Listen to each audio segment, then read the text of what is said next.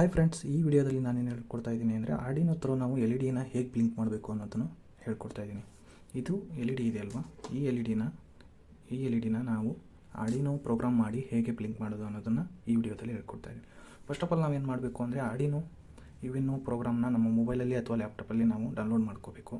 ಅದಾದ ನಂತರ ನಮ್ಮ ಪ್ರೋಗ್ರಾಮ್ನ ಡಂಪ್ ಮಾಡಬೇಕಾದ್ರೆ ಈ ಒಂದು ಕೇಬಲ್ನ ಯೂಸ್ ಮಾಡ್ಕೋಬೇಕು. ಈ ಕೇಬಲ್ನ ನಾನು ಲ್ಯಾಪ್ಟಾಪ್ಗೂ ಅಥವಾ ಮೊಬೈಲ್ಗೂ ಕನೆಕ್ಟ್ ಮಾಡಬೇಕು. ನಾನು ಲ್ಯಾಪ್ಟಾಪ್ಗೆ ಕನೆಕ್ಟ್ ಮಾಡ್ತಾಯಿದ್ದೀನಿ.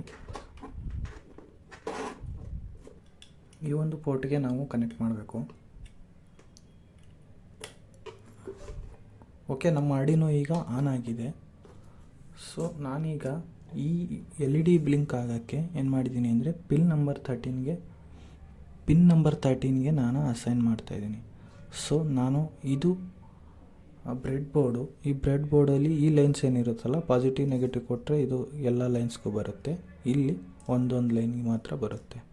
ಸೊ ನಾನೀಗ ಇಲ್ಲೇ ಕನೆಕ್ಟ್ ಮಾಡ್ತೀನಿ.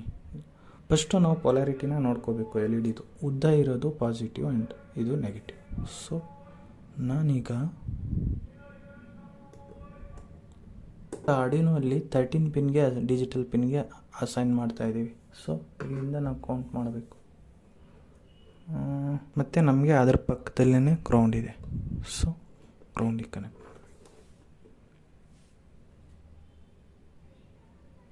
ಪಿನ್ ನಂಬರ್ 13 ಮತ್ತು ಗ್ರೌಂಡಿಗೆ ನಾನು ಕನೆಕ್ಟ್ ಮಾಡಿದ್ದೀನಿ.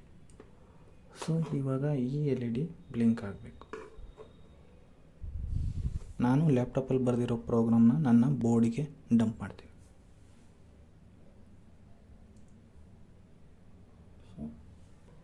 ನೀವು ನೋಡ್ತಾ ಇದ್ದೀರಲ್ವ, ಎಲ್ ಇ ಡಿ ಈಗ ಬ್ಲಿಂಕ್ ಆಗಿದೆ. ಸಪೋಸ್ ನನಗೇನಾದರೂ ಡಿಲೇ ಚೇಂಜ್ ಮಾಡಬೇಕು ಅಂತಂದರೆ ನಿಮ್ಮ ಲ್ಯಾಪ್ಟಾಪಲ್ಲಿ ಪ್ರೋಗ್ರಾಮಲ್ಲಿ ಚೇಂಜ್ ಮಾಡಬೇಕು ಡಿಲೇನ. Okay, L E D delay time ಈಗ ಚೇಂಜ್ ಆಗ್ತಾಯಿದೆ. ನಮಗೆ ಸಡನ್ನಾಗಿ ಆಗಬೇಕು ಅಂದರೆ ಅದನ್ನು ಟೈಮ್ ಸೆಟ್ ಮಾಡಬೇಕು. ಡಿಫ್ರೆಂಟ್ ಡಿಲೇನ ಸೆಟ್ ಮಾಡಬೇಕು.